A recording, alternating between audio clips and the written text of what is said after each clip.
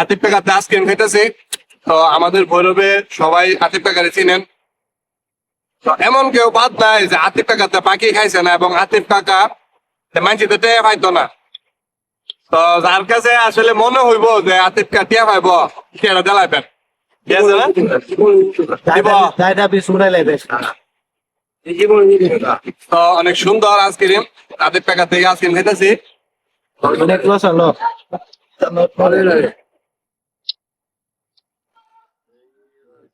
মামু কি খাইতেছ?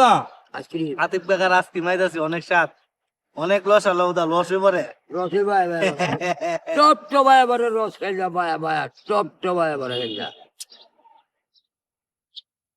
আতিফ কাকা কত বছর ধরে আইসক্রিম বেচতেছ? আমি 42 বছর। 42 বছর ধরে আইসক্রিম বেচতেছ। ভৈরবে এখন তো কারে কারে আইসক্রিম খাওয়া যেত, মরে গেছে গা। মারা গেছে এই তো বাদুর মানে দু একটা বিচার লোকের। বুঝি গায়ে গেছে। হ্যাঁ হেলা লাগছে বুঝাচ্ছে গাইছে। আচ্ছা তোমরা শিবপনে গায়ে গেছে, ফেরিদ মোল্লা আইছে, পরশু মোল্লা আইছে, পরশু মোল্লা নাই জানো এমডি দা। আচ্ছা হ্যাঁ আরে মোল্লা বাড়ি চিনছি, পরশু হ্যাঁ মোল্লা আমেরিকা। এমডি আছে। এবারে শিবপন মোল্লা আইছে, কোনো লোক বাদ নাই গাইছে না। আর যে যে 10টা 12 মাস হয়েছে আমার তো জিন্দা